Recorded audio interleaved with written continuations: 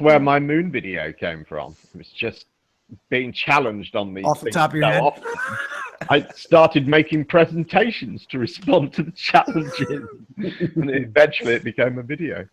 Yeah, I do. I love your moonlight. But It's I've learned so much since I've been in here. It's been, it's the same for us on this side of the fence. You come in and you don't, none of us know these arguments. Dude, look at Lewis Hackett. Still doesn't even bother to look up the circumference of the fucking Earth like this guy.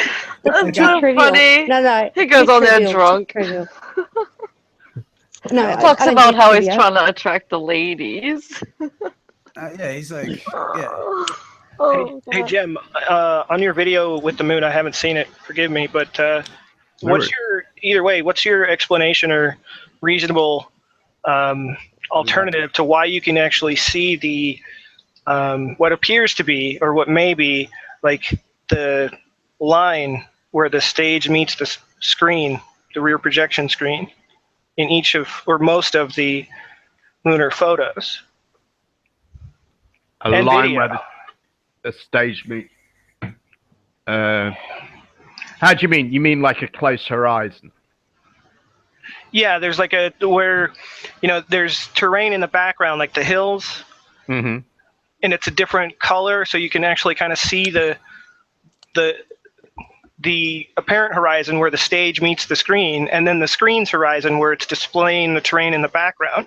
And there's that color difference, and also that clear line on the back of some of the lunar photos and video. I mean, I don't see that, but what I would say is, I think if you look at what they did on the moon was they shot a lot of panoramas, and often we only see single shots in the panoramas. But I think if you go and look at the panoramas, I think it really, really brings some of that photography to life, because you start to see a much wider field of view. I know this isn't answering directly what you said, but without seeing it, I can't really respond to it. Okay, so you just don't see that it appears that it may be that way. You just don't see that at all. I mean, I have. You don't think it's strange that there's a clear difference in shade of the terrain and texture? Well, I'm always wary of anyone who makes a claim that uses the word clear or clearly, because Well, it's kind of obvious that they're completely different. Clear in any way, it's what I find. So. I mean, I don't know. Can you show me an example? Oh, you've got probably more pictures of the moon landing than I do. Why don't you bring one up? Well, because I don't know what you're referring to. Yeah, just any moon landing footage will do. It's obviously reproduced. Yeah, where they're on the lunar surface and there's terrain in the background, like hills or valleys, or mountains, craters. Okay. So are we talking video or photos? I believe it's in both, to some extent. Right. Okay. Hold on then. In fact, I've got a video that addresses a kind of a. It just depends, because sometimes they used it and sometimes they didn't. Sometimes they didn't turn on anything on the projection. It was just black. But other times there was terrain in the background that was a different texture and shade than the terrain that they were actually standing on, to make it look like it was farther away. Let me see. Hang on. I have got a video that sort of addresses another backdrop type claim that is made. Let me see if I'm just trying to find it. Hang on. Where's it gone? Can't see it.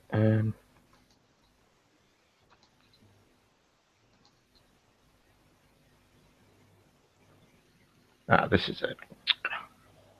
Got my mouse. Issa, are you there? Can you present that? Yeah. You ready to present, brother? Yeah.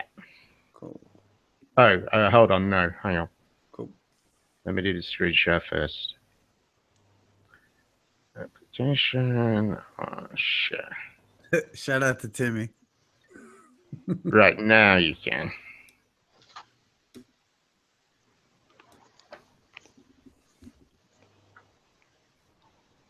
This is actually. Can you see this? Yes. Yep. This is actually a video I made about a claim that is often made about a backdrop being used in these photographs. In that, you can see here the hills are very similar. But I mean, do you see what you're talking about in these? No, I'm not talking about how the mountains appear to be similar. I'm talking about the line. Sure, yeah. So you can see a line in these, can you? Yeah, I see a line in that other one right there with the lunar lander on it. Right. So what here? Yeah, it's more prominent there on the right half of the screen. Like perhaps it was composited, but I'm not sure. But yeah, that appears to be where the line is. It looks like the lander is at the intersection of where the screen meets the stage to me. Right. I see that line. I don't care about the mountains in the background, just that there's that line and that difference in what seems to be color and I just texture. think that's the bottom of the mountains, It could be there's a little bit of a ridge here. It just doesn't look... No, there's ones that aren't so far away that, are more, close up or different lighting. And you can see it even better. Right. Well, I have to charge you with finding it really for me to be able to respond to it. All right. Well, I'll find you one second. Cool. Go ahead, continue. What's up, Spurs? Welcome. Spurs? Surely not. Good afternoon. Introduce me. Oh my Introduce me. It's the real Spurs. Helena, this is Spurs Chemo. In, man. Spurs Chemo, this is Helena, and this is also Monique. Hello, Spurs. Hi, Monique. How are you? Yeah. Hey. Hey, yo, for the record, too, Spurs is the one that actually got me to record "Welcome to the Show." Oh, well, thank you for So, doing that. yeah. All right. So Really, he Spurs. was asking me, he's like, "Can you just make this? I just want," and then I made it, and I didn't even give him what he fucking asked for. I feel like a dick. Okay, can you stick my? Can you present me? Yes. Oh, let me see. Yes. Thank you, Nathan. There you go. All right. Well, that's a piece of raised ground. I mean, it's so clear and evident. well, he's probably in a bit of a. It looks like he's in a bit of a crater here anyway. It looks like the edge of a crater. Looks like a bunch of other things too. Right. This could be the edge of a crater, right?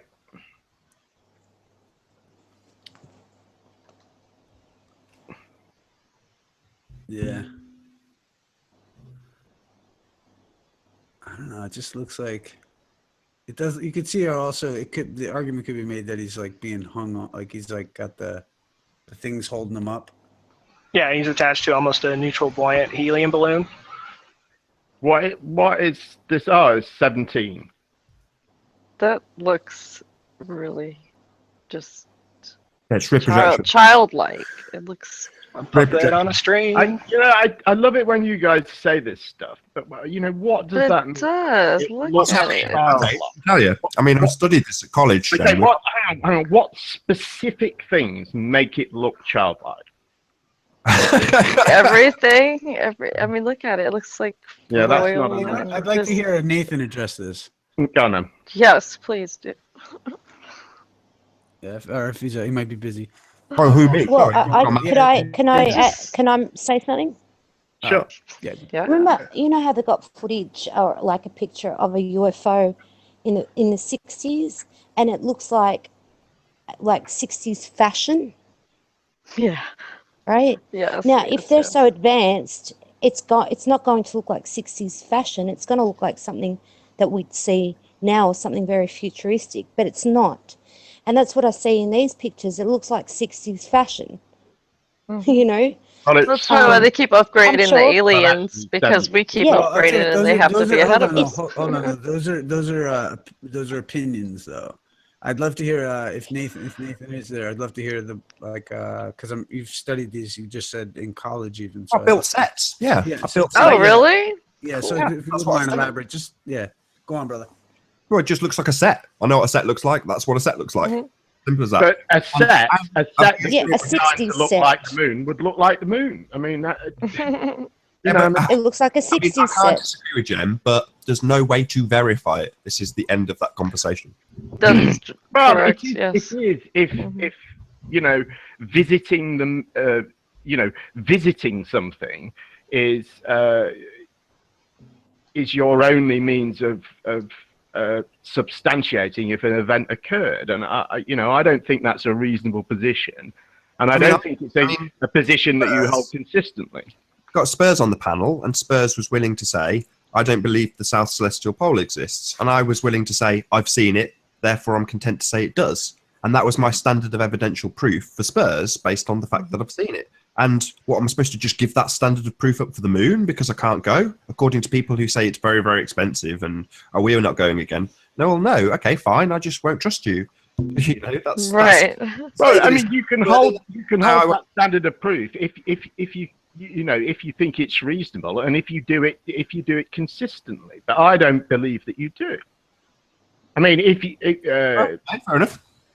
I mean, you would accept, for instance, I don't know that. I don't know. Where haven't you been? That Fiji exists, right? Okay, yeah, I see where you're going. I mean, yes, I would say that's a slight double standard, but there's some things that are reasonable to assume because other people can achieve them. Other people have been to Fiji and made account of it, whereas there's only male Freemasons that have been to the moon. That's not quite true, but there are other ways to verify that an event occurred, as you know I've described. So but they've set the benchmark. They have set the benchmark, which is go there. That's the benchmark now. So to say, well, let's accept a lower. I just don't see how it is. I think that's. I think that. Well, Jeremy, look, Jeremy, there it is, right there. Jeremy, look, that's what you're doing now. Is just what I was about to say, right? It's that feeling, that intuition that we've been taught to doubt, right? You're saying, well, I just don't feel that what you're saying is right or wrong. So what are you doing? You're using your intuition. You're using, your sense or your common sense or whatever. And that's the same thing that we're doing here right now. Somebody has presented something to us and they're asking us to believe it. Do you believe this is real? And we have doubt. And of course you can have doubts, but what I'm challenging here is your epistemology. Is how you arrive at conclusions of knowledge. How you decide what is experience, isn't it? As you grow and knowledge and what is. Yeah, but you learn things as you grow. You know if something's not right. And as I just said, we are taught to doubt our intuition. So if we feel that something is not right, yeah, of course, it's never enough. Yeah, we can't just go around. I agree. We can't go around just based on our feelings and say, well, I feel this, I feel that. But if you're asking for somebody to believe something without sufficient proof, then you're asking us to use our intuition, our sense. What do you make of that? Does that look real to you? Do you believe they went? And as far as we can tell, no, it doesn't look right. So you're asking how, why, how do you know that? And again, it goes back to what we learn. Nathan is positing that the only standard that he will accept is to actually visit the moon and, I don't know, presumably see the artifacts of the Apollo mission. So, and I would say that I think that that's an unreasonable standard. And I think that I hear this sort of thing all the time in Flat Earth, and I think that it's a way of disregarding evidence. Yeah, but can I add, Jeremy, by saying by saying the suspicion behind this is also congruent with a lot of other anomalies that don't make sense. So it's not just like the only standard is, oh, well, we have to go there to believe it, see it for ourselves. It's adding to a lot of other things that aren't making much sense. You know what I'm saying? It's not just that. I think that's where people's suspicion comes from. These things. I mean, the reason I attacked this, I spent a lot of time on this particular issue. Well, I guess one, because it really interests me, but two, because what I found a lot with, in debating flat earthers was they would often fall back to, I call it a gateway conspiracy, the moon landings, along with 9/11 and occasionally JFK. But people would use it as a way of gauging, kind of like the conversation earlier, how awake you are. And people would say, "Oh, well, you believe in the moon landings. You believe everything the government tells you." You know, dude, it was just a way to just totally dismiss me. And that's what, you know, I see it as a sort of, as I say, a gateway, a foundation conspiracy for a lot of people. And that's why I made a 2-hour video supporting, you know, presenting evidence in favor of the moon landing. Well, no, it's like this. I found one, Jim. Oh, well. Hold on, real quick. He's right. You're right to say that because it's like I had I'm gonna show you right now the this idea that, like, you know, like Ranty, I think, was like I think he goes like this. Well, he goes, so who did 9/11? And he, like, you know, it's like a who done it to fucking like Mark Taylor or something. Sorry to interrupt. Like, What World has just found an exceptional example of what rear projection looks like, because it's so clearly defined in that image. So the set runs up to that quite distinct line, and the background hillocks are rear projected. It's clear as day because they are different resolutions to the foreground, like totally different resolutions. How are they totally different resolutions? How are you determining? There's less detail and they are more fuzzy. Okay, how have you determined there's less detail? And they're further away, so we would expect them to have less detail, right? Right. What are these two guys doing? This reminds me of like the 60s, 70s, like westerns, but instead of like guys on horses, they're like two space dudes in their carts. One step away. Maybe they're. And this is a fake picture anyway. I mean, Jeremy, did you hear what World just said? Again, this is a fake picture anyway. Jeremy, but what's happening here, again, as I've just said, his intuition, his experience has told him, he's referring to 70s, 60s. So this is how we discern whether something looks real. So from that intuition, we investigate. Yeah, we have what you're doing. You're saying that these guys doubt these pictures. Let's clarify. Hang on, just let me point out. Is it a fake picture? Is it? I got it half covered up. I couldn't see it all. Let's see. What's your take on it being fake? This is HQNASA.gov. There were never two rovers at the same time on the moon in one place.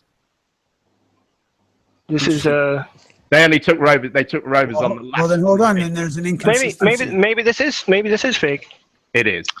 Okay, let's look at another one. Is it on the NASA page?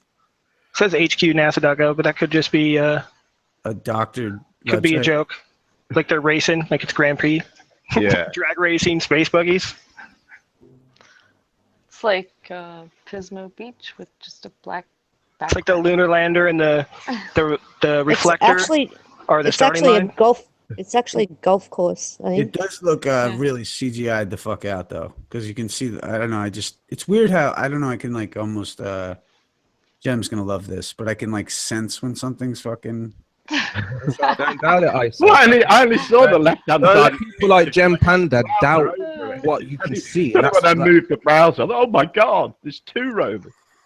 I think a lot of these borders are here just to test, how strong we will stay with our position. Some people will fall and give up because they can't take the pressure, and and that's all it seems like. It doesn't seem like Gempanda really believes that we're on a ball. He hasn't really bought. It's fascinating because you're all wrong. That's why I'm here, because you're wrong. I love how you just stick to your guns no matter what, though. Can I just show you a comparison then? So here we have a picture, if I can be presented for a second, of reality. That's a distant, picture with background hillocks, and in terms of the level of detail you get, it scales. It's getting less and less detailed. There's no distinct line where there's suddenly a massive drop in detail. There is a distinct line. There very much is a distinct line. So let's zoom back in, if you don't mind. I just want to put it side by side. Oh, damn it! Where's the one I had?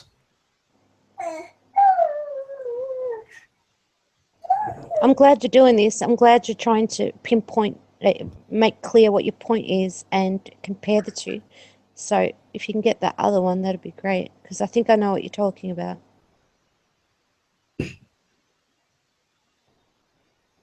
Right, now we're cooking. Well, it would depend how far those mountains are behind. I mean, how far away are they? We can determine from the other picture.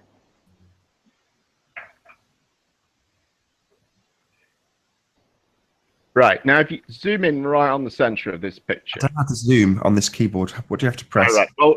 Well, my distinct line, I see two distinct lines here, and one is it's difficult to describe, but right in the center of the sort of gully there, you can see this. In fact, if you follow the ridge line down from the left-hand side of the picture until the ridge is overlapping the background, you've got a distinct line between the ridge and the mountains behind it, and then a further distinct line between those mountains and the sky, right?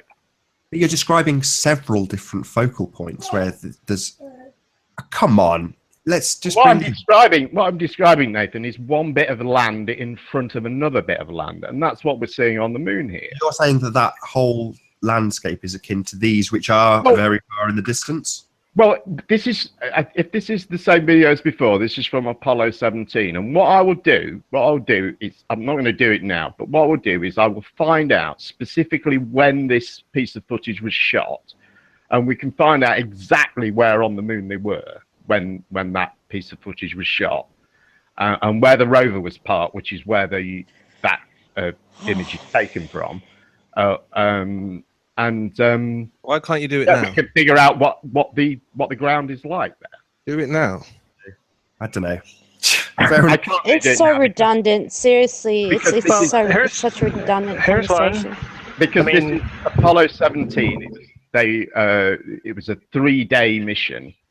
They were on the surface, I think, for 22 hours or something like that. So there's be a lot of footage to go through to actually figure out specifically when that was filmed.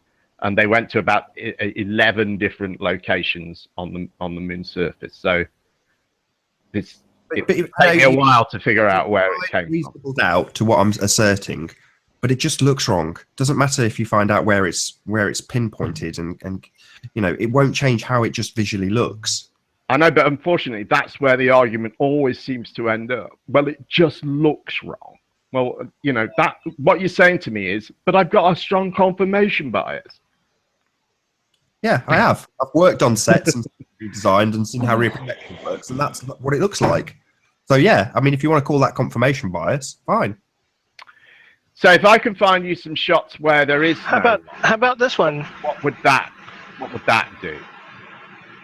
Would that just be? I like the term, Nathan. I like the term expert testimony, if you will.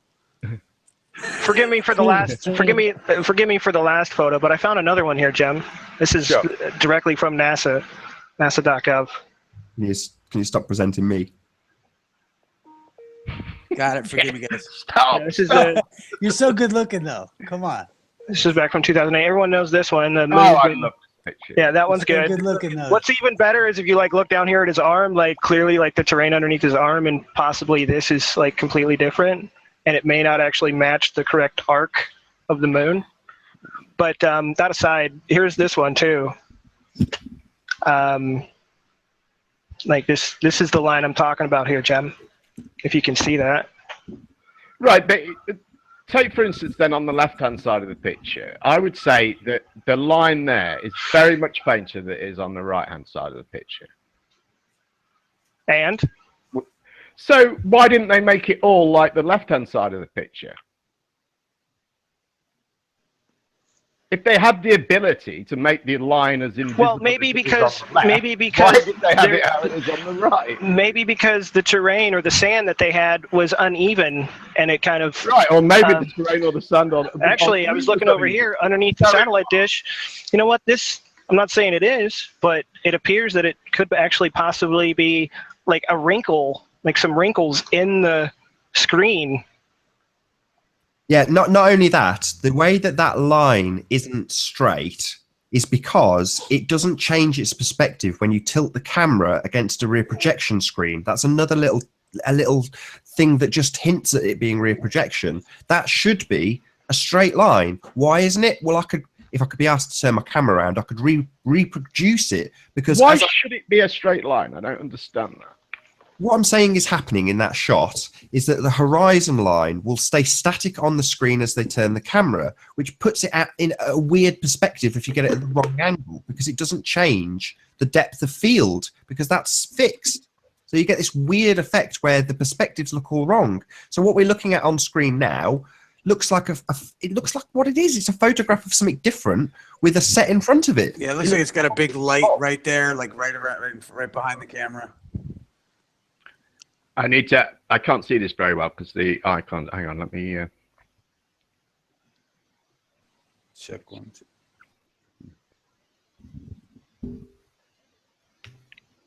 Do we know what this How's is? that? It's from NASA.gov. I mean, but at this point, I think if Jem's like, well, I'll just find the answer for that. There's no point trying to convince him because he's just going to try and look up the the reasonable explanation NASA have.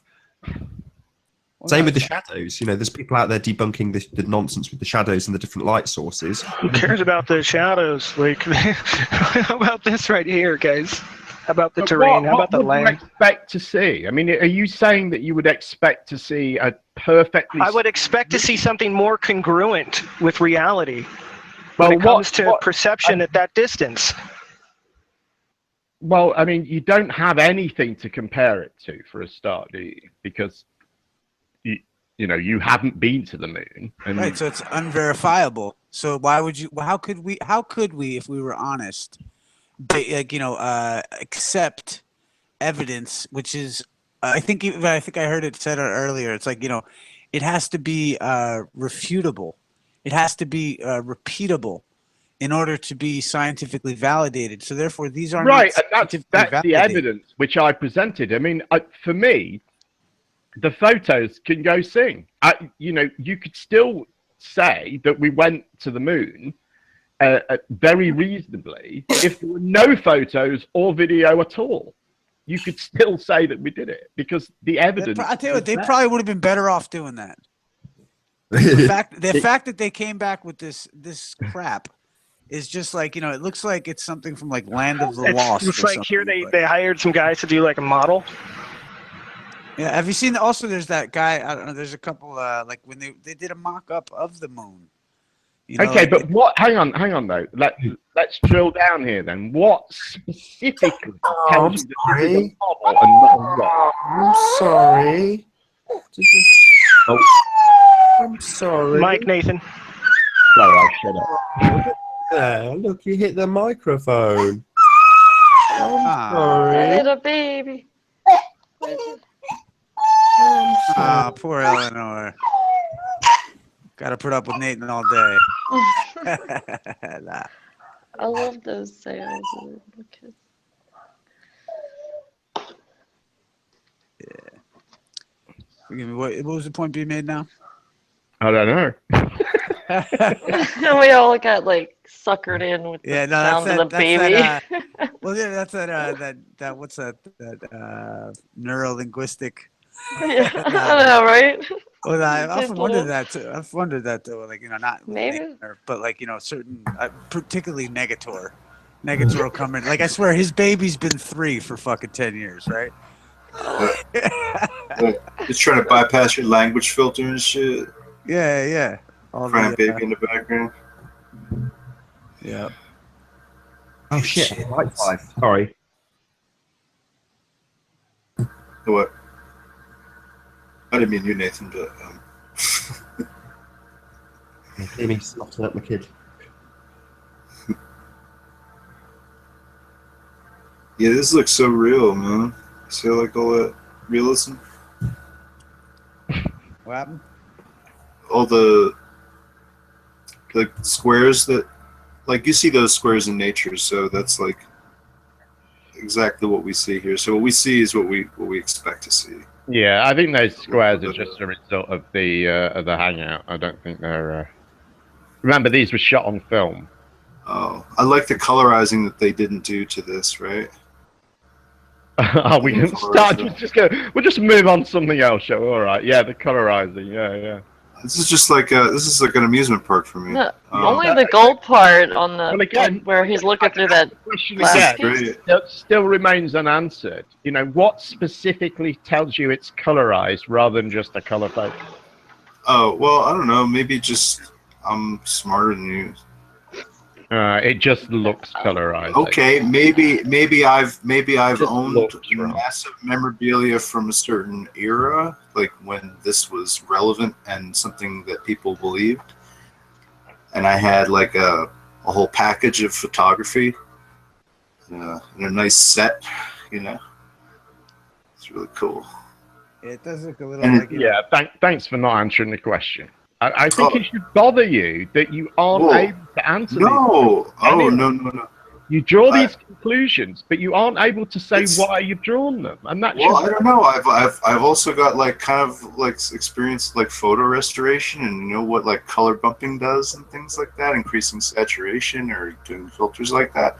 Yeah, I but you realize still not that- answer- My question is, and let me repeat my question, Snap. My question Okay. is, what specifically about this photo tells you it's colorized and not color? It's lovely that you've got lots of experience in this See, field. That's I- fabulous. But what about this photo tells you that? Oh, it's hard to say. You know, I'm just staring at like little isolated pieces of it. But that helps, you know what I mean? Like when you look at something, you examine little pieces of it, and you see how nothing else, like the moon, is just completely a desaturated gray. Okay, so if you were body. Is that training really- me in I mean, that's- your photography skills, you would, very good. what would you be pointing good. out to me that I need that would that would It's an indicate offhanded comment. colorization? I also think that these guys probably have shitty wheels on these things. I mean, there's a lot of things I could say, honestly, Okay. right? But I have seen many of Well, how these about the- pictures can you go from back this on the mission. tire? I've seen many pictures from this mission, right? So what is this shot from? A Hasselblad How about this? chest Check mounted this camera, out. right? With no light source, right? Okay. Where's So that has that doesn't have the kind of color representation this has. And I've seen things that are vintage and from that era. So like you're asking me to compare these two things, it's obvious to me that this is color adjusted. I didn't Sorry. actually That's compare anything. I actually just point out. You're asking me what specifically? I'm telling you specifically, it's the fucking comparison of the actual, like, what things of this period look like. So that would be my fucking answer to you. Is that sufficient, would you Here's say? Or Real quick. No, I would say that's do you wholly need, Yeah, is yeah. wholly insufficient? Where's Right. the tracks of the Lunar Rover on the fucking sand right there? I have like high quality like Yeah, photographic prints. No, seriously. How did it get? Hold on one Limited second. How did it edition get to that position without leaving a track? Well, I Where's can the see a track? track. I can see a Okay, track okay, yeah, no, right in the foreground of the No, thing. no, no. I can see. No, But I sure can see you the, can. I can see the foot tracks. I can see the footprints. I Uh, could maybe see where you're saying somehow that there's some grid movement in front of that footstep. But really, where else are the tracks? There should be okay, a coming. Does any of this, I- does okay, any no, of no, this I see density what- make sense to you at all? I see Jeff what I Hansen? see what you might be referring to as what you would like what could be considered to be. Like there, we got the back end. Okay, cool. All right, yeah. right, we but can see let the- me Yeah, let me backed just up. make You know, after cruising So around in your what is- ATV, you want to park it, but then you back up so you can just hop on and go again when you need to. You Well, do like let's that see, what- reverse park. What do you let got, me Jim? let me just say this: You don't walk it I up, don't though. think it had a reverse actually. You certainly don't have footprints around it because you walked it up. But what you see in photographs is that sometimes you see what appear to be no tracks, and then you can see another photograph taken from a different angle where there are tracks, and sometimes there are no tracks because the So regolith, packed into the the lunar soil, varies in thickness, and at times they're just on. Hang on. Let me finish the point. Nearly there. And You'd at make a times, great Indian tracker. You'd be like an Indian tracker on the might moon. finish the point. Oh, I think Let a him space finish the walk. point, though. Hold on. Let him Oh, I'm finish sure the it's point. going to be fucking revelating. Yeah. Go on, Jim. But, in places, the lunar regolith, it varies in depth, and sometimes they're just driving on bare rock, and so there are no tracks. Bare rock. What are you talking about? There's Well, no the such moon thing as is made just of- the bare moon is rock. made of rock, and it's What's- covered in a layer of.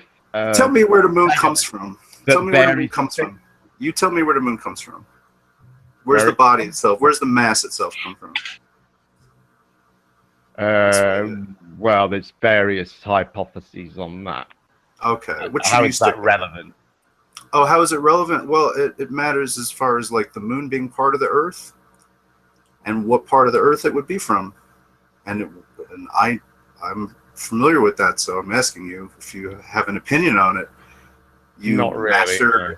You master globe earther. Do you have an opinion on how the moon got here? You don't have to get nasty, Snack. I asked you a question. Who's nasty? Who's nasty? Who's nasty? Who's nasty? Answering it. Who's nasty? I know what saturation.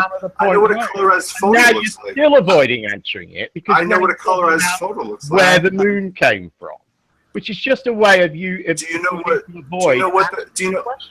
Do you know what the question I would pose to you is? What the composition of lunar regolith is, if it either is from the Earth or not? And what makes you such an expert in that you have to use the word regolith 5 times in a row to justify that you can't see shadows because of consistency in prop photography? We'll call it soil if that makes you happier. I'm sorry. What's that? If you want to call it soil, we can call it soil. In the photos. Why can't you say that after 2 years? There's inconsistencies in the photos. Enough. Because it's like there aren't inconsistencies in the photos, and what you're claiming are inconsistencies in the photos. You can't even tell me what those inconsistencies are. That's what I'm asking. Well, I'll tell you, Snack. Tell me. Snack. I did tell him that. Hold on, Snack. Point out. I've got Photoshop superpowers. How many times have I heard that? Hold on, Snack. Point out a particular instance. Point out. Don't be so triggered. 30 years experience in Photoshop. Oh, I don't give a fuck. Tell me what is wrong with this photo. Hold on, gentlemen. Oh, okay. Snack, yeah, pick a particular point on the photo and just make a case in point, if you don't mind. Let's say if you could ask what the fuck does that matter? No, Zoom out. Can we just wait. No, somebody, Simon. Thank you, Simon. No, 1 second. Forgive me. Simon in the chat says scroll all the way left. We might see a track. And what I'm saying is, I do see like in this photo a track right here at the beginning because you can see how the tires have this pattern of an angled tread, and this is clearly where a tire has been run back and forth, but it doesn't look like there's anything this way. The tracks that are this way, like I work in construction, and I don't know if they had anything on the moon at that time that has an excavator track with these squares and the rivet line or the teeth line of the wheels that drive and hold the track in place. I think like this to me looks like a excavator track of some sort. So it was like pulled in and dropped and then oriented to where they could take a photo of it. Let's get the best shot possible with the best lighting. No, move it this way.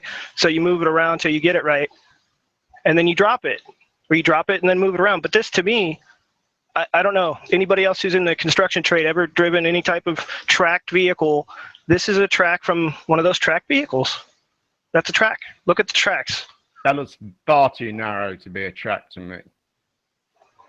Well, what makes you an expert in tracks? How wide is that? Look, it looks like there's the other part of it. That looks like it's a few inches across, maybe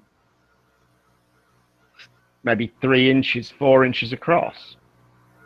Well, they do make small vehicles that are tracked. They make track loaders and forklifts and smaller ones too. I'm kind of putting my head down, hanging out, but just let me know when you're done screen sharing. I'm done. I mean, that's all I wanted to show. Okay, cool. Doesn't seem to me that the tracks match the tires. I don't think they do. No, I think that's footprint. I think that's probably 2 footprints stuck together or something like that. In sequential squares? It could be that they were just trying to mark, they were just like walking sideways in a line. It's possible that that's what it is. It could be that they stood in one position and then they stood in another position with no regard to what pattern their feet were making on the ground. And then they probably tried to dance like a tango or something like that on the moon. That's why we got all the footprints there. It's great explaining. It's not a tango. It's American line dancing. American line dancing. I'm sorry, yes. Oh God! So, yeah. You just. Jim, have you seen this spacewalk 1965? Before we show it.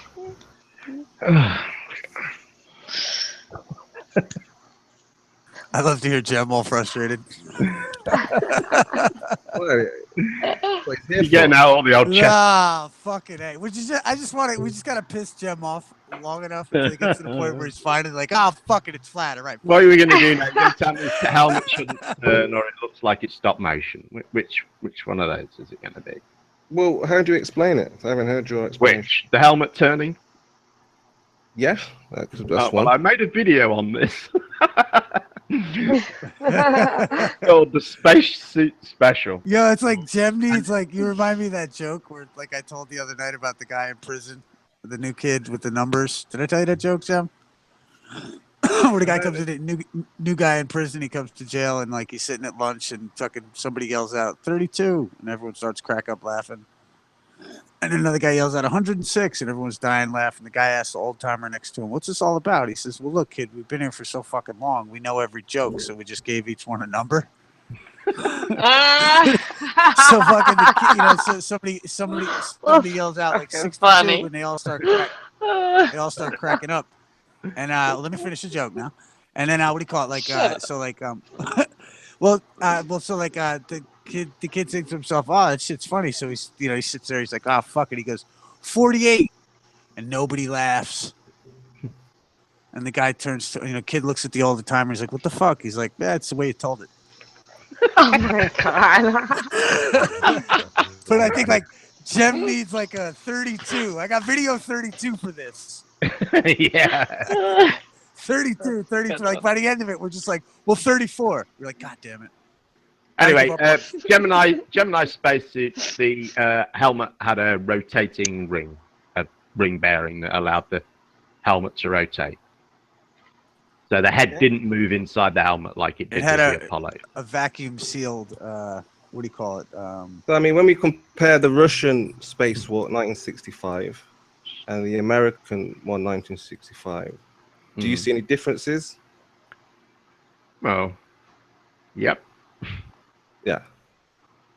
So what? So we know that the helmets do. We know that the helmets do not rotate like you just told us. Yeah. Hold on a minute.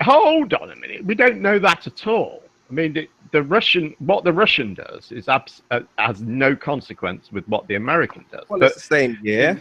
Hang on, nearly there. The Gemini spacesuit designs.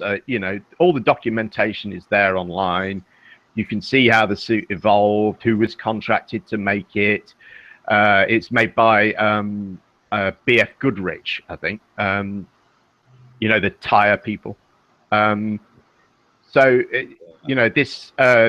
patent for the ring bearing on the helmet is you can see it online. So it's all there, and there's plenty of footage of people, astronauts in Gemini spacesuits moving their heads around, with the helmet moving. That's just how they were designed. It's more like a flight suit than. But we don't see this. We don't see this in the Russian space helmet. Well, maybe they had a different design. I don't know a lot about the Russian helmet design, but maybe it wouldn't make sense. It wouldn't make sense for a helmet to move like that in space. Well, it does because the Gemini helmets were basically an evolution of flight suits. So they were based on existing high altitude flight suits, and they were just adapted from that. But when it came to Apollo, they But you're saying that the helmets started again and had a completely new spacesuit. No, again, nobody's going to believe that. I mean. Well, you don't have to believe it. Like I say, it's well documented. In fact, there's a guy who does a couple of lectures that are on YouTube, who was involved in the original design process, and he's about like 90 now, but he still does these little lectures on it. But yeah, I mean, there's plenty of documentation. There's plenty of video that shows the helmet moving. I mean, I can show you if you want. I've got, it's only a minute clip or something, but I've got about. Hold on. Does it move in this fashion that we see here? Well, you can judge for yourself. It's probably the best way. Hang on, let me. You want to play the video, or do you think it'll will it play if just the audio? It's my video. I mean, it's got some NASA stuff in it, but NASA stuff. Oh yeah, no, I trust you with your video. I trust you, brother. But, well, it's on my channel and it's not been struck, and it's been on there a while. So Cool. let me I just. think, yeah, that's cool. If I'm just wondering if you're, I'm not at my computer to share, but if you're playing it, it'll show, I believe, right? Right. Oh, I'm still sharing. It says here. Am I still sharing? I think you're still screen sharing. Okay. It, but you're not. Well, that's cool. I'm not screen sharing it. Yep. But if you play it and it's got some audio, it can hold the audio, or maybe talk a little bit. Right. Can you guys see this? What year is this? This is the same footage. It's 1965, I think. I think I've got some clips now of. Hang on, we'll just get to the end of this bit. Sorry. It's so long since I made this video. This is his head will turn in a minute. That's the bit that people object to. There, look. Mm-hmm. Which is a natural, yes.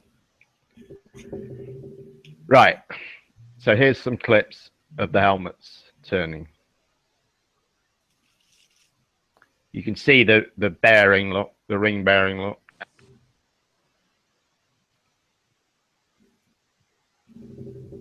And then I've done some more stuff here on how it was constructed. Love these costumes. But you would agree that it moved in those clips, right?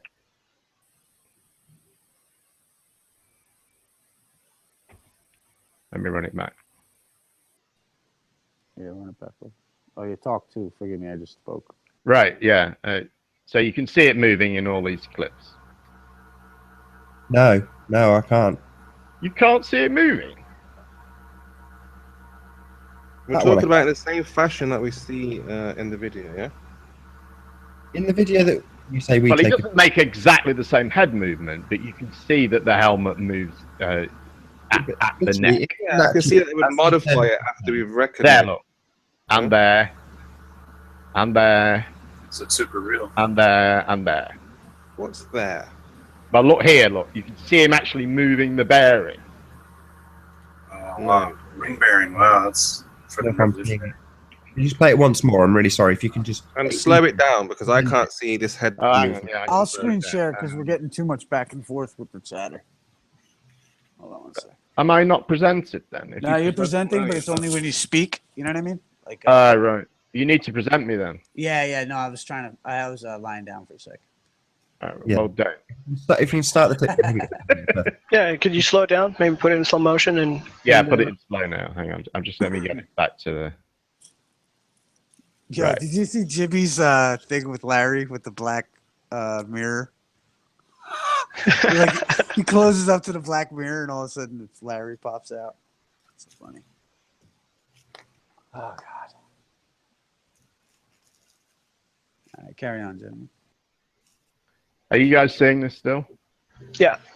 Yeah, I saw him move the helmet about 2 inches in that one little tiny clip. It doesn't move as far as it does when he swings his head, but it obviously moves with his head inside it, independent of the neck. And I think that's all I really need to establish. It can move, potentially it could move like it moved in that clip. So that's what I was saying, because for the helmet to move that much that's exponential. What you're showing is a little jolts. Well, if you'd put that motion into the helmet, if you give it that ability. Actually, Jeremy, he's moving his shoulders as he's moving the helmet, so that's what we see.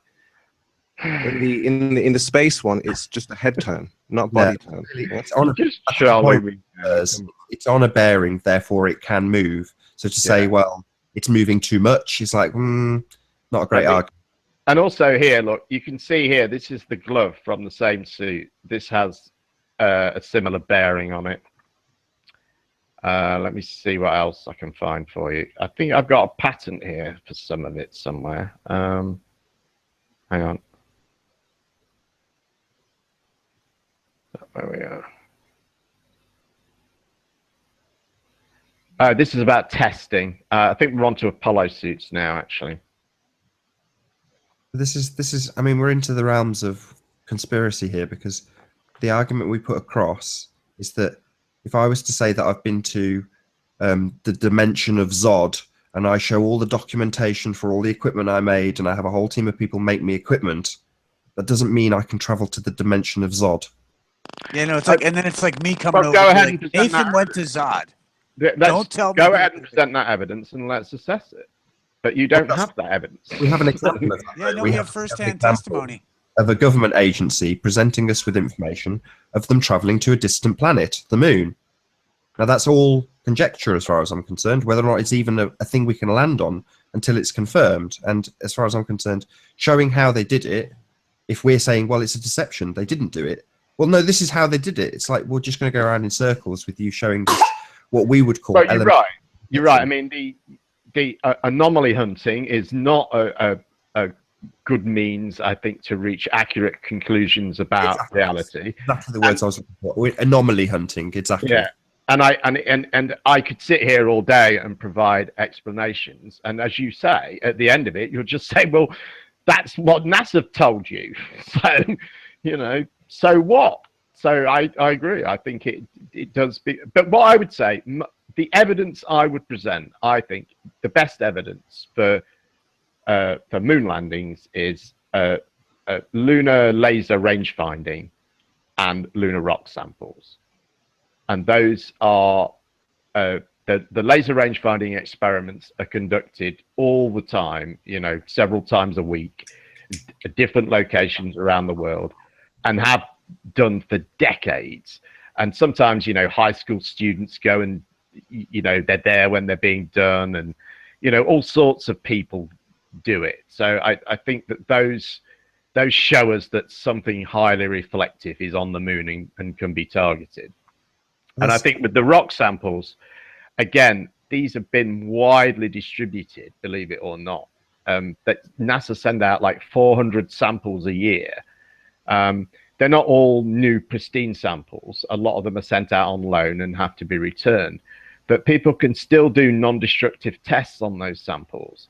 And you know, you don't have to know a lot about geology, which I don't, but you can see very clear distinctions between lunar rocks and earth rocks, because all earth rocks have some evidence of there being water in them, and lunar rocks don't, and that sets them apart. And those samples are not that hard to get hold of, and have been, you know, widely distributed with and are tested and experimented on many times. So if I take some rocks, put them in an oven and get rid of all the water, and then say these are from the dimension of Zod, that would be sufficient, so long as you had them distributed. No, it'd be called pyrofoam. It's when obsidian is heated to like, I don't know, it's really hot, but it actually changes the structure of the rock. But to actually create a rock in the way that lunar rocks are, it would be a massive undertaking. I actually have a description that a geologist wrote of you know, what would be required, but they show signs of slow cooling, and that would be difficult to recreate. So I mean, I'm not saying it's not really difficult, but it's very easy to sit there and propose, well, I could just invent this evidence, and you know, and it's not so easy to just invent evidence and have it inspected by, you know, thousands of people over many decades, and you know, not have anomalies spotted. Jeremy, it looks like, you know, the evidence, it's not the evidence that you actually believe, because like you say, you can't just believe these anomalies. So I think it is that you just can't believe why. If I were to say, why do you believe these people? Do you know these people that you're referring to? You know, the reason that you believe them is because you would say, well, why would they lie? Well, and no, that's the only reason. That's where you stop at. The reason is the reasons I've just given you. How do these rock samples pass muster constantly? How does that happen? How do these laser range finding experiments occur and continually get these same results? You guys are very much about what's observable, repeatable. How many laser pulses do those laser range finders put out? Oh, many thousands, millions, and it's like 4 quadrillion, right? Right, yeah. How many do they get back to have a positive result? Very few, a handful. Do you think there's a possibility there for, an error or a false positive? No, because I think when you see the results graphed out, I think they show very clearly, what's happening, even with a laser. Consistently getting a few particles back out of 4 trillion, but it does it repeatedly, so it seems to be working in order. But the point is, it's not how many particles you get back; it's how quickly they arrive and how close. How closely they arrive. We could in turn how closely they arrive to each other, and the fact that happens indicates that something is very reflective on the moon, like the firmament. And hold on, and because they can determine the size of the area they're scanning, it not only tells you that it's something very reflective, it tells you that it's something very small, and so. It can only be a retroreflector, and they are where they are supposed to be. And the Russians lost one on Lunar 1. They had a robotic rover, and this rover was equipped with a retroreflector, and they lost contact with the rover, and it was rediscovered in I think 2015 or something like that, 2010. When someone spotted it on one of the Lunar Reconnaissance Orbiter photos, and they were able to, after all these years, point a laser at this retroreflector and get a return from it. So, I just don't see how that, it's not me just believing stuff. It's the fact that you've got to invent a pretty massive conspiracy involving quite a few people. No, it's not about just believing stuff, but you can't get past. Well, you just mentioned this story about the Russian thing, and you're saying, well, why would they lie? Why would they go through all this to lie to me? Why would they lie to me? I didn't say that. No, but I'm saying you use these stories. If you haven't verified it yourself, then why bother even mentioning it? Well, what I've described, I think, is verification. The fact that these experiments are repeated, the fact that experiments on lunar rock samples are repeated, that is verification. Did you see my video that I made on transsexual spectroscopy? No, I didn't. I have to say, I love those two terms. Just. No. Okay, that sounds very hilarious. In the concept, right? So you are a lake. You're at the edge of a lake, and on the other side of it, there's a person standing on the other edge of the lake, and you look through your binoculars at the person, and that person's wearing a dress.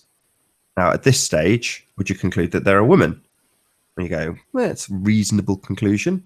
Right. Then you think, well, how else can I look at this person? So you get all sorts of sensing equipment to start testing their body heat signature and all sorts of other things. At what stage do you conclude that they're a woman? Simply by just, well, let's go with that. Well, I guess it depends how consequential it is that they are a woman. Well, in terms of the moon, it confirms we live on a sphere. So it's pretty important. I'm sorry, you've lost me now. Because I would believe it's a woman based on looking through my binoculars only. I would accept that it's the moon. This is Brian Cox proof. But if I'm going to sleep with her, I might want to know a little bit more. Right. Okay, perhaps. That's brilliant. That's where I was trying to wait till the second day before bringing up the moon landing.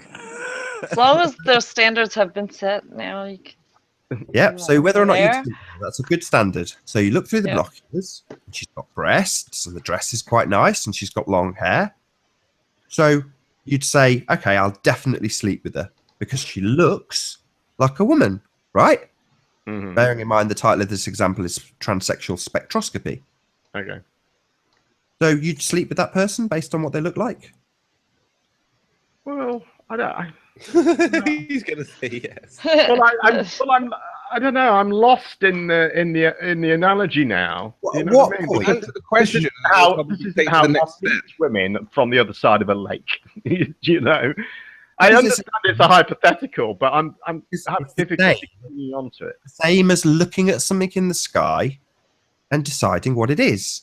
Now, the way you would confirm what it is to go to the other side of the lake, maybe have a chat with her, find out if she's had a sex change recently, that sort of thing. That's the way you find out. You go to the thing and you check. Well, what we're talking about is. Well, I don't think that's true. Hold on. You do this all the time. Just get to the point, Jem. Just one more moment. Sorry. So, right, you're talking about people who say they've been. Well, okay. The guy next to you looking through the binoculars goes, "Of course it's a woman. Go over and shag her." Oh, right. Well, I'd prefer to go over and ask her and talk to her and have a damn good look and see if the breasts look fake and all the rest of it. Detail, touch, smell, sniff, all those sorts of things. I'd have to experience for myself. I wouldn't make the judgment based on what I see through the telescope or what some other guy says because he's got a better telescope than me. You know, he's looked at it and he's checked the heat signature. She's definitely a woman. Well, that's what you're saying. When it comes to the moon landings, we've got first-hand accounts from people and we've got first-hand evidence that we're scrutinizing. And you're saying, I'm prepared to take their word for it. That's the evidence and it's self-proving. We've got plenty of it. It's well documented. You say these sorts of things all the time. So if I look at the woman across the lake with 50 different pieces of examination equipment, at that point you're going to say, yeah, I'm content. It's definitely a woman. Yeah, I think it would. That would be reasonable. I think Well, if there were, that's what you're. Jeremy, you're still saying that this is a woman. We're telling you, no, it's a transsexual. You're going, no, well, look at this paper. Look at this evidence. Look at this document. The evidence would not show that it was a woman, would it? That wouldn't be evidence that she was a woman. You can't say, here's a load of evidence that it's a woman that you would just believe. But that's what you're doing. That's what you're doing right now. She's a man. That's, I'm sorry, but I think your analogy fails. And what? Unless you test for yourself whether it's a man or a woman, you're not going to believe anybody's story, whether it's a man or a woman. Of course I would. Are you saying then what you're saying? Well, that's gullible. That would be gullible. You believe anything. Hang on a minute. Wait, you could be told the Earth is a ball. Come on. You could be told the Earth is spinning. You'll believe anything. So what you're saying is that as far as you guys are concerned, in this situation, there's a guy, coincidentally a Freemason, who comes over while you're staring at this man or woman across the lake in a dress, nudges you and says, I've already been over there. You go, really? I've not seen anybody for 4 hours. She's only been there 20. Look, I've got the point. What you guys are saying is that as far as you two are concerned, the jury's out on the gender of everyone on the planet that you haven't personally met. No, I'm saying in this obviously rough example with a woman/man standing at the edge of a lake with a guy stood next to me. No, your standards are that you have gone and talked to them and touched to them. Hold on, let me address something real quick. Let me address something though. You can't accept that Donald Trump is a man or that you know. No, but hold on, Jem. But this gets to what Jem. Or anything we've talked about before. You don't know. The only people you know about the people you've met and touched. Jem. But the thing is, Jem, the thing is that this gets into this kind of what I was talking about before with this left brain, right brain thing. Is that you're locked into now the definition, like you're trying to argue the idea of a woman, where we're asking you merely to use the right side of the brain and imagine that this scenario is analogous to the moon landing in a if we assume a conspiracy. Well, we're just consuming. We're just one looking thing at happened, but the evidence for another thing exists. Right, but all the evidence is leading. The idea is this, though, that the evidence leads us to believe it's a woman. Question. Well, no, the evidence. If there was a conspiracy, but how about this? If we know that the guy with really good evidence that said it wasn't a conspiracy, would you think it was a conspiracy? If we know, let's say. Because it probably isn't a conspiracy, right? But it's a matter of allegory, and that's the thing here. Is that like it's about understanding that we're dealing with a situation where the entity across the lake, it's unverifiable for us, regardless of whether it's like, are you going to work one out to her, even though the possibility still works out that it might be a dude? You know what I mean? Just Well, because no, somebody. I don't see that the All I'm problem trying to is say is like mine. that. The problem is It's yours the because you analogy. don't know what anyone's gender is anymore. Well, no, We this don't know is whether the left brain Much paradigm that you can't thing. escape to We understand. don't know if the moon's allegory. a light or something physical, but there's a guy standing next to me on the edge of the lake holding a girl's pair of pants going, this would be very difficult to fake. Right, but the allegory. The analogy's got silly now. You Right. Well, but the point being is to understand this notion that we can't confirm what's across the lake, so we wouldn't trust anyone if they told us, because we couldn't verify it ourselves. Jem, the point is, your position should be, I don't know. We haven't got sufficient evidence, so I don't know. You shouldn't be on the stance of we're on a spinning ball. No, you should right, never take that position because you don't know if it's a man or a woman. So you're sleeping with that person right now. You're in bed with NASA when you don't know. So that's the point. Standing across the lake is a woman, okay? It's what appears to be a woman. You have we're talking about the desire. The desire is it a woman or a man? So right now with science, the desire is to go into space. Let Jem finish though. With you have a whole load of photographs of the woman looking like a woman. You have video of the woman looking like a woman. You have decades of scientific experiments supporting the fact that this is a woman. From numerous different sources, it's reasonable to assume it's a woman, and it's unreasonable to go, "Oh, I'm not saying it's a woman until I've gone and met her." Your position is obviously unreasonable. Why? If everybody on this side of the lake suddenly comes up to you and says, "Yeah, we've been. Trust us. We know. We've been." No, that isn't what I said. This scientific data showing that it's a woman. No, it's the other side of the argument. Obviously, I'm disagreeing with you. Obviously, I'm saying that from this side of the lake, you've just got lots of people telling you that that's the case. She is a woman. Now, if you get to the other side and she divulges that she's had a sex change, and all the other people on the other side of the lake go, "Well, we didn't actually go. I just took that guy's word for it," because that's what you're doing. You tell me if I take what you say as true. I take your word for it. Well, if it is proven to be wrong, what are you going to do? You're going to turn around and go, "Well, I just took their word for it. I hadn't actually verified it." And we're saying we haven't verified it, therefore we don't know that is true. You're saying, well, it's reasonable to assume it is.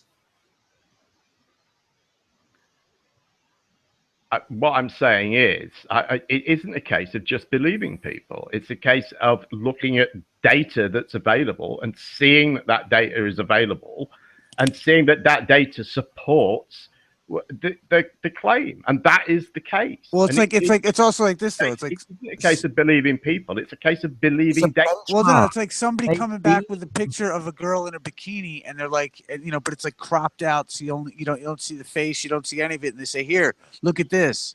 This looks like a woman, and that looks like a woman. It's got to be a woman." But this is the point. Want to see a picture of my girlfriend? Check it out. You can't verify it's a picture. It seems to me what you guys are doing is I'm stood here on my side of the lake. I've got my photos, I've got my video, I've got my scientific papers. I've got all this data supporting the fact that this is a woman. And you guys are going, "Yeah, but it just looks like a man." No, what I'm saying is you could very easily go over to the side and find out that it's not. That you've been deceived, that somebody's pulled the wool over your eyes. In fact, lots of people have, because like you, they've taken someone else's word for it and are convinced. So when you get over there and she goes, "No, I had a sex change." Well, again, I have to keep repeating, I'm not taking anybody's word for anything. I'm looking at data. I'm looking at data. It's not a question of taking someone's word for it. It really isn't. If somebody shows you a photo and says, "Look, it's clearly a woman," and you look at the photo and go, "Yeah, they're right. It is clearly a woman." That doesn't prove she's a woman. No, I would agree. Right, but you're saying it's one piece of evidence supporting the idea that she's a woman. Sure, and this is where we started. In what we're saying is it is a conspiracy.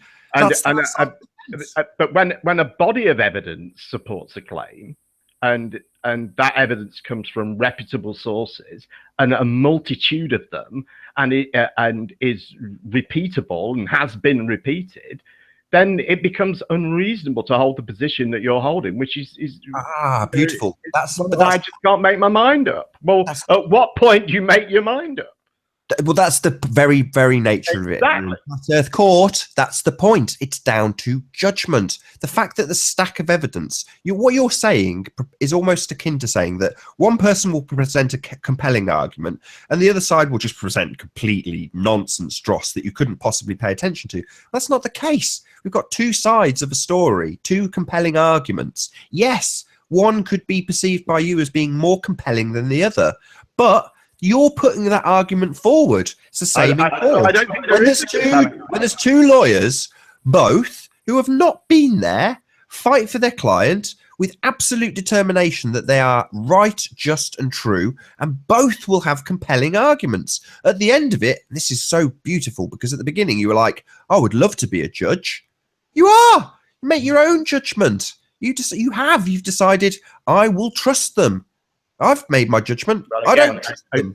Again, you're straw-manning me, Nathan, because again, we're talking about data, not just trusting people.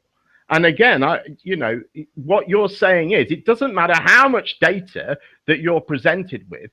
The only thing that you'll accept in this analogy is to actually go and speak to this person and touch them and smell them. But that doesn't prove they're a woman or a man. They could lie to you. They could have had a really, really good sex change. Who knows? I mean, I'm sure there are people that have been completely deceived by transsexuals and have never known and still don't know about it to this day. So this. That wouldn't necessarily verify it for you. But the thing that would verify it for you would be the sort of evidence that I'm presenting, and you're saying that you would just ignore. No, I'm saying that they've laid down a benchmark. They have actually been. It's conceivable that you could go. So therefore, that becomes the benchmark. Before that, you could say, hold on. Before that, when you have your pointing stuff at the moon and measuring its distance, which they did before the reflectors were there, that would be a reasonable assumption because you haven't been there. There's no benchmark set down. If you can go, you said, what about Fiji? Well, I'm sure with 1 or 2 degrees of separation, I could find somebody who'd been to Fiji. Yeah, and if I found half a dozen more that were completely... But you don't just believe what people tell you, Nathan. So that I could find half a dozen more that were from different countries, different places, and then potentially... But again, that wouldn't help you because I could go myself. You don't know that Fiji exists or the gender of anyone that lives there. But what we have in terms of one source, all Freemasons, all male, all from the same club, telling us that story, that's not They aren't all Freemasons. They are all male and they are all from the same background. But that's what you would expect, But to do that job, they got. You're being an apologist. I'm saying in your Fiji example, I could use 1 or 2 degrees of separation to find plenty of different sources. When it comes but that's not your standard of evidence, Nathan. You've already rejected that as a standard of evidence. You don't accept what anyone else tells you. You want to do it all by personal verification. So it doesn't matter if you can find anyone. Fiji, that's being totally unfair and misrepresented. Well, also, it's like outstanding claims require the proof, man. You can't just the moon is not Fiji. Extraordinary. And not just that. It's not just. Listen. It's not just. Forgive me for jumping in. Forgive me for jumping in. Forgive me. You're asking a person to change the way they think or believe. So if somebody believes something, this, like they're saying, it has to be outstanding. It's not just a regular. Should I believe this will change my viewpoint, how I see life. So if you're telling me it's a ball, this depends on how I go about my everyday life, how I view the world, how I view the afterlife, if there isn't, or whatever. So the point is, it's a big thing. If you're going to claim we're spinning, you cannot just provide, well, here's a photo that we're on a ball, and no, because you're trying to change my perception, not just sell me a car. Yeah. Well, what you're describing is a confirmation bias. What you're saying is I have one standard of evidence for one thing, but this thing, I have a different standard of evidence, and it's really, really difficult for anyone to reach. Well, it's the fucking moon. And that's just a confirmation bias. The fucking moon is mysterious. Their excuse. That's the excuse they give for us having to accept it. Well, it's Oh, very- you World, have did to you have a something to say? consistent epistemology, or you're demonstrating a confirmation bias. I mean, you don't really have a choice on that. Well, you're in the same position. You're being told that you have to accept it because it's reasonable, and here's all the evidence that you must accept from the same one group. And that's reasonable. It isn't from. It's from all over the place, though. That's the point, you know. Jem, do these numbers that I'm showing right now as I am speaking, do these numbers look right to you? They're sort of right. I mean, what these are they're called the Goodwill moon rocks, and with Apollo 11 and Apollo 17, they had these it's like a wooden plaque prepared, and it had the flag of a country or a US state on it, and then it had a little lunar rock sample. Right, but these are the correct numbers, right? Well, these are the Goodwill moon rocks. Okay. I don't know whether 160. I don't think that's correct. No. Okay. Well, from this article, There are three sources of moon rocks: U.S. Apollo missions, Soviet Luna missions, and meteorites. 270 rocks given out as gifts to nations of the world. 160 total missing rocks from the Apollo 11 and 17 missions, and 24 are missing in the U.S. And $5 million was offered on the black market for a Honduras Goodwill moon rock, and price of 0.2 grams of lunar dust from Luna 16 in 1993 went for close to $500,000. Right. That's true. So what? I'm just asking you if you think these numbers are legit. I don't think the number of missing ones is correct, but that is a fairly fluid figure, to be honest. So it varies. 24 missing in the US. Well, this is BBC. Fairly unlikely. This is BBC.com numbers, so it's got to be right, right? Right. Well, They're let me fairly check. accurate. Hang on. It kind of looks like pyrite. They're a reputable source. There's a lot. I'd have to fucking count them because there is a table somewhere of where they all are. I mean, one of them was, I think the Honduras one, it might be, was actually someone gambled it in a.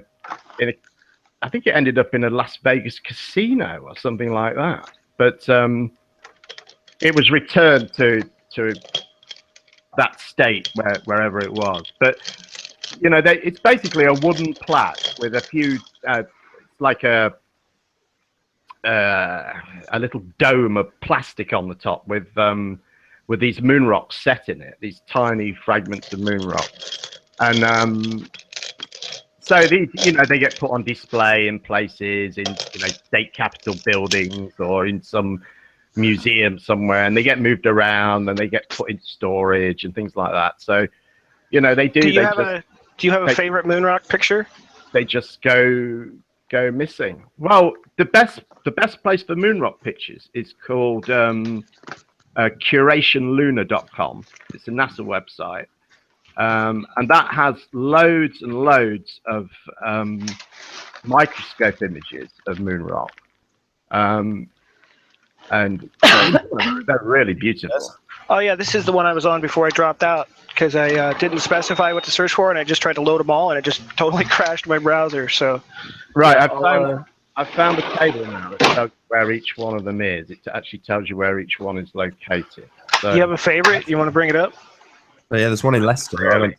There's a video on my channel of us going to the Leicester NASA, whatever you call it, Space Centre, and they had a moon rock on display there. It had about 2 inches of glass. Oh yeah, I saw that. Yeah, that's cool.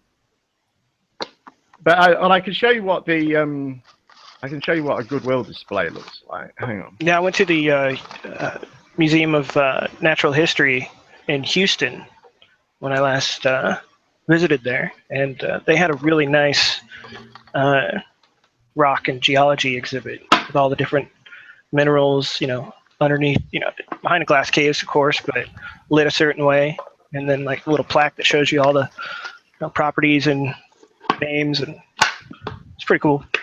If you're a rock hound. So these are, hang on, here we are.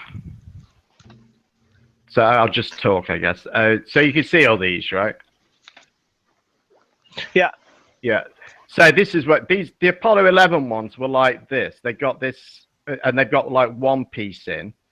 And then the Apollo 17 ones, let's see if I can see one. They've got like 4 little pieces in, I think. But yeah, so that's essentially what they look like. So you can imagine these are in like, you know. So they're not all the same. The Prime Minister's residence and things like that. And they just get pushed away, and you know, they do, you know, some of them have been lost. But I don't think it's as many as that says. But I know there are quite a few that have gone missing. That's true. But so are you saying that BBC could be mistaken on their figures there? I don't, like I say, it's a fluid thing because, you know, they go missing, then they get found. And oh, it's relative to the specific point in time. Oh, this table that I've got here, this tells you what the location of each one, you know, which museum they're in the country. So, but I know this is updated. You know, it's been updated a few times where they don't know where they are, then somebody does know where it is. So it's, I mean, these have all got, I haven't found a missing one yet. I know there are some in here.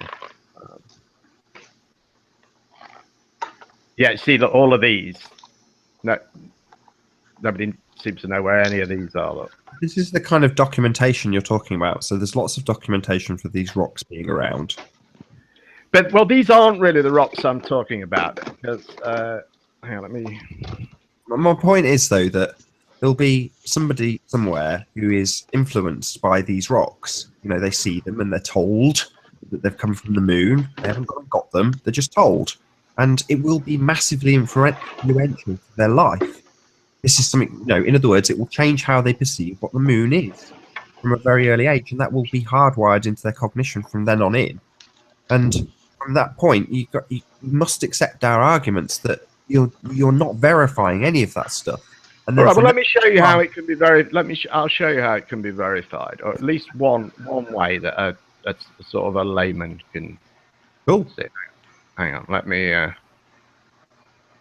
Just take me a minute.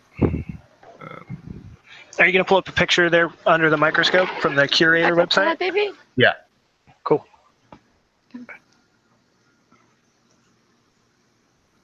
We're gonna look at the rock in more detail. Is that what you're saying? Yeah. Right. So it's back to the looking at the tranny across the lake in more detail, right? Well, we'll see. Hang on, let me find it. Sorry, I've got so much shit here. Welcome back, Karina. Oh, you're back! Yay! I just saw your message. It was like 20 minutes ago. Yeah, I'll just plug in my headphones. So. Shit, I thought I was muted. I hope I wasn't making a lot of noise. Just me. I'm gonna refill my coffee. I had my kid blowing his nose and banging his head on my microphone. Oh, well, all right then. We're good, I guess. What was the topic? Oh, I was on a Skype call. What did I miss? Moon landing? What's happening? Yeah. Rock. Do rocks. Right. Moon landings. Jem says yes, so I say no. Well, I'm trying to find my pyrite, which is the fool's gold, because it looks a lot like that, and I wanted to take a picture and see what it looked like close up and compare it. Right. And I used to have more, but I have one, and I don't know what I did with it. I'm looking. I'm just curious if I take a close up, because it looks similar to that moon rock, the color and everything. It's kind of like a rusty kind of color, I guess. Not brown, not red, in between. How the hell is it? Right, can you guys see this? Yes. No, Kanisa present. The audience can have it. Yeah, is eyes to hear? Is he conk out? Just keep talking. So if someone talks over, all right. Yeah, I'll just, I'll just try and keep talking. It should be a problem for him, right? what you've got here is two very similar. The top one is an earth rock, and the bottom one is a moon rock, but they're very similar minerals that are in them. The main difference that you can see, I guess you can see it in this sort of reasonably well, is that you've got Can you control mouse wheel up and zoom in on that at all? I can't actually. I'll tell you what I can do. Make it a little bit bigger. Hang on. And I think F11. There you go. Full screen. Cool. So yeah, you can see with this, you get all this fracturing. This sort of green fracturing is a magnesium ion silicate that is deposited in the rock as it's cooling, and this is caused by water. And this is it. They call this in geology. They call this alteration, and this is in all earth rock. You see this alteration occurring because while the rock's forming, it always comes into contact with water at some point. Maybe as it's, you know, if it's volcanic, as it's coming up through the earth, or maybe when it reaches the surface, or you know, but it always hits water at some point. And then in this lunar rock, again, these are very similar minerals. It's called olivine, this dark brown stuff, I believe. Let me just check. Make sure I'm telling you right. It's like it's a pyroclastic rock, right? But what you see in this is it's very clear. You don't get all this alteration happening, and this is what you see over and over again in lunar rocks. And this is obviously only one example, and I'm giving you my very layman's interpretation of it. This is a bit more detailed here. It tells you actually what all the minerals that are involved. But for me, this, you can see the very clear differences that they're describing. And if these rocks have been examined by, tens of thousands of people around the world over the decades, then, it seems, that seems like a good piece of evidence to me. I rest my case. Yeah, yes, it would be nice to go back and verify those rocks came from there. Yeah, we're stuck at the same argument. It's the same thing. Oh, do we believe these pictures? Well, again, though, the other thing is, as what Will pointed out, there are three sources of lunar rock, and one of them is lunar meteorites, and these can be found on Earth, and they can be compared with these, and so these rock samples have to match those lunar meteorites. There are rocks that have definitely come from the moon, but have come here of their own volition that match these rocks. Well, they're not sentient. They can't just be like, "Hey, we're moving." Yeah, but they from lunar impacts they can get blasted out into space, and the Earth's gravity will pick them up and bring them to Earth. So, could it be conceivable that there are other rocks that are like that could be gathered up that hadn't been experienced, that had the same interference patterns inside them? You don't see that that's feasible. They must have come from the moon, right? And maybe they found them here on Earth. They must have come from a place where they formed where there was no water, and that cannot be Earth. Why not?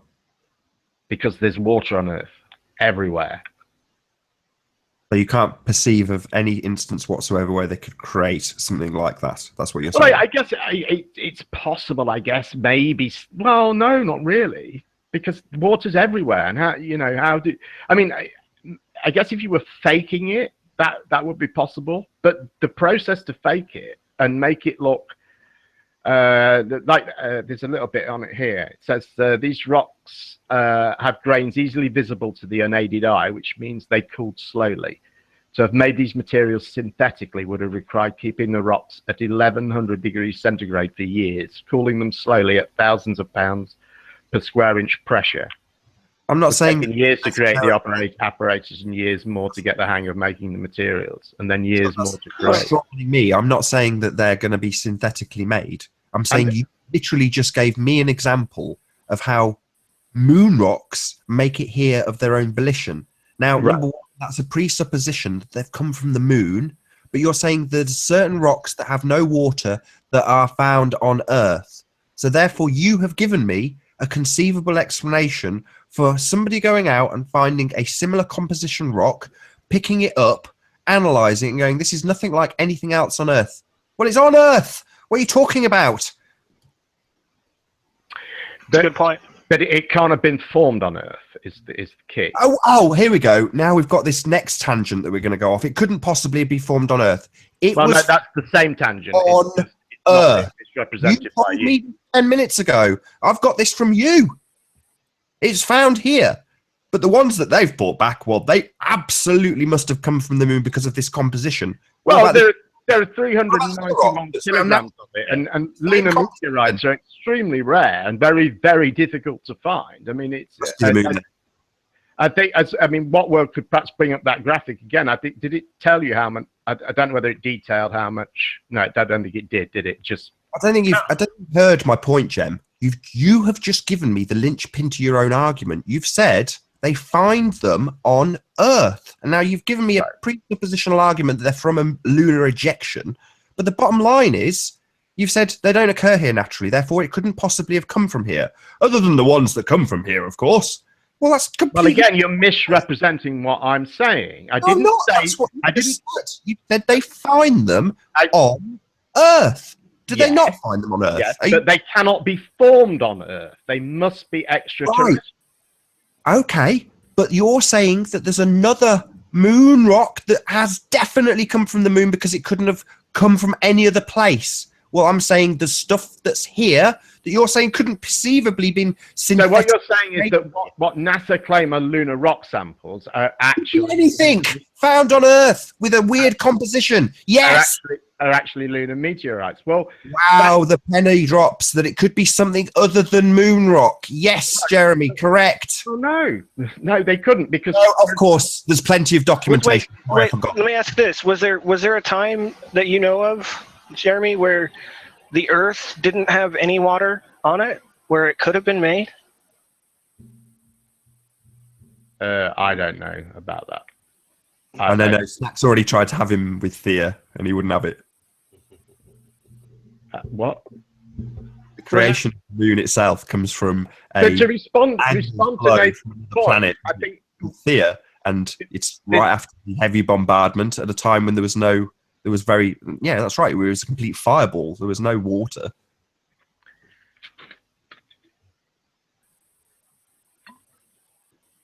But I don't buy any of that bollocks. So to use it as my example of how there could be an instance on Earth where it could be created with no water. I was asking Jeremy, but... Well, it's not a question of not buying it. I've shown you pictures of it. You can see the differences. So, I mean, you can deny them, but they are there. And you denying them is inconsequential.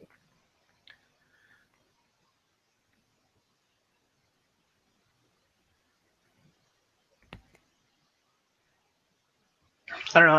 I think there's many different types of pyroclastic rocks that are on the Earth. You can look them up. They're almost like a pumice, and they come in many different varieties based on what type of rock was heated to a very high temperature and how it cooled and what was around it when it cooled. So, in my backyard, I have some right now in my garden. Yeah, most of them are very porous, but they have different characteristics, like pock marks, and they're more on the abrasive side.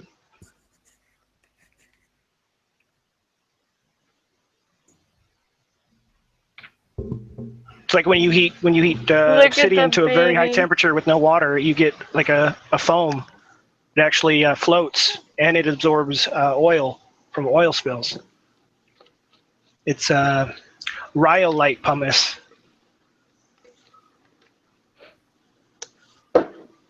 Right. Excuse me, I need to nip. How old is she? How old is she, Nathan? Just turned 12 months. Oh, that's so cute. She's just gonna be, a natural, little natural YouTuber, right? She's gonna probably take listening to her dad talk. She'll take all that in. She's hearing it. Yeah. Don't say that when I've just been giving Gemma a real hard time. Her dad's a thinker. Her dad's a thinker. He's Yeah. He's a thinker, and he's expressing himself, and he's, you know, doing what a daughter needs to see, I think. Absolutely. Just Because everybody wants to suppress all the minds these days and, you know, put out cookie cutter, you know, everybody the same. Don't think outside the box. Just answer like Talking the of being school outside, says. I'm going to take my kid for a walk. He's been in all day. So I'm going to look at She- him. Gorgeous. she Oh, made an- look at her. She made an Blonde appearance on hair, the. too. She made an appearance on the latest Fanny video. Oh, is that? Oh, yes. Fanny Lancer. She's Hilarious. beautiful. That's such a good video. Oh, look at her. She's just waking up, huh? She looks tired. Oh, So, okay. Jem, we can conclude that Nathan. To us, Monique. Oh, I know. Cypress. Well, you know, I don't have kids, so I live vicariously through others. I just see them out. I'm like a ham, and they always like me. I'm like Aunt Monique whenever I'm around. You know, kids. Like my best friend, she was like, her kid was like, "That's my best friend," talking about me. I like kids. The best part is when you give them back to their parents. Well, yeah, sometimes, but I mean, I really love those kids. You know, I mean, yeah. Oh my God, I that's just don't better. have my own. Hello. Hello, beautiful girl. Hello, beautiful girl. Look at you. I love babies. I can't even, I love them. I can't even. But, That's a video, or can I play it? yeah, go ahead. I'm asking Issa, it's his channel. I think he's muted. Oh, is he? Oh, has he disappeared? Yeah, go on. You do it. Just do it. Let's see if I can find it first. Okay. Right, make that big and share my screens. Hold on. How am I going to do this without showing the key? Let's move it onto the other screen. 1 second. I know, I said I'd take you out. I will do.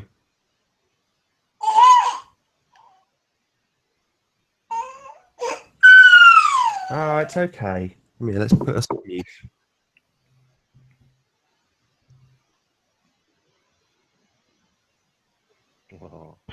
Issa, brother, you still around? Oh, look at that face, those lips, that bottom lip. Oh, I'm so glad this isn't about moon rocks.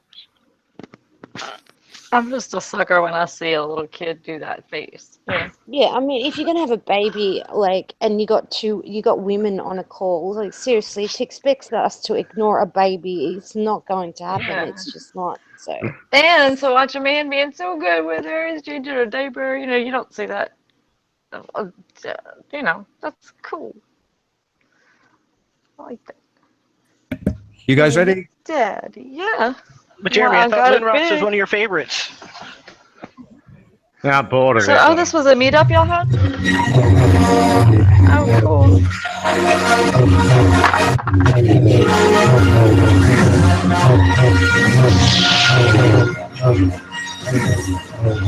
Do you recognise anyone? Yeah. Talk, Jake. Oh, Did you just slap? Or one of your juicy jokes? Come on, don't go straight, shy. Don't stop you when you're on your show. He looks the same, don't he? It's crazy time, isn't it? Check out those Alice. Jeremy. So what do you think, hun? Cool. What does Eleanor think?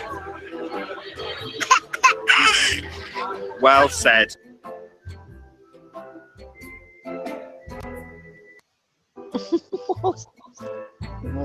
Sorry, I played it halfway through.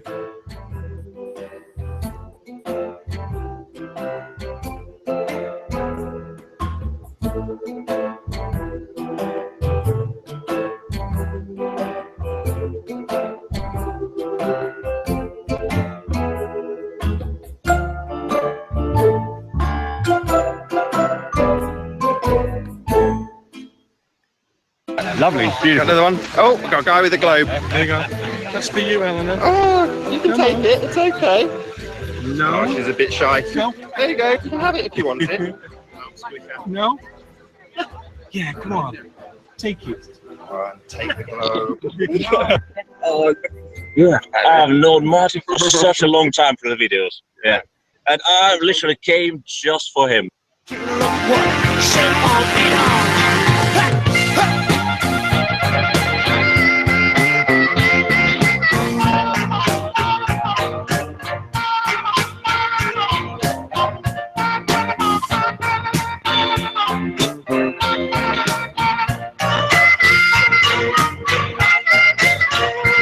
Why do we look like the Blues Brothers? You've got me.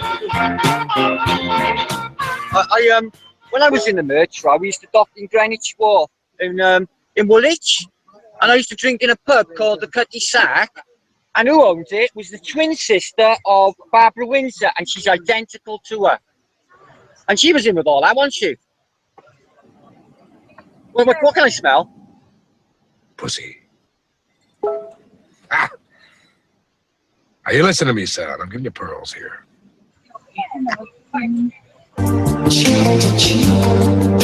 There's nobody here. It's just you and me. It's where I wanna be.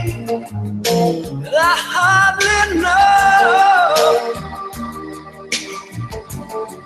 this beauty by my side. Yeah, so you've met Fraser, have you? I can't believe that. Do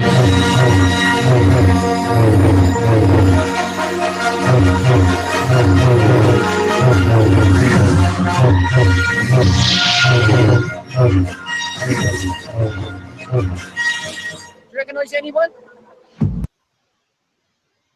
There you go. Well, we watched it in slightly a weird order, but there we go. I love the what is it, Star Wars, whatever music in the background when he was swinging this. Keep playing it. There's only like 45 seconds left. Oh, there's more. Okay. Oh, there's more. It's hilarious. Helena's so excited for those 40 seconds. You can tell, right? Yeah, I'm really excited.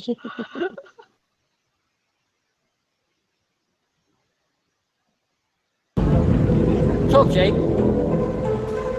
Say the earth's flat. Or one of your Tracy jokes. Come on, don't go straight, shy. They don't stop you when you're on your show. He looks the same, don't he? It's crazy time, isn't it? Check out those addies. Jamie. So what do you think, hun? Cool. What does Eleanor think? Well said.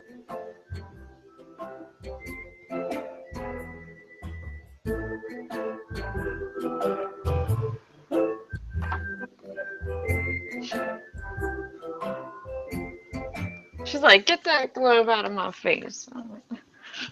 That little toy. I don't know that. I love Fanny Lancer's work. I told him he has to do a redo saw on like Where's Rumpus, but it's Where's Riley, because Riley's deleted his channel. Yeah, It's I like, saw Where's you. Riley I saw now? you write that in chat. Yeah, he's awesome. Or somewhere, either in chat you or see on those? a comment.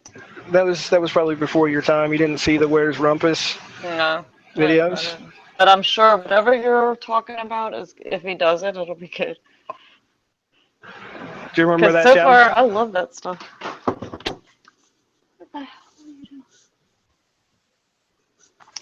Anyway, Rumpus was a guy that hung around on flat Earth debates and Earth discussions and. Oh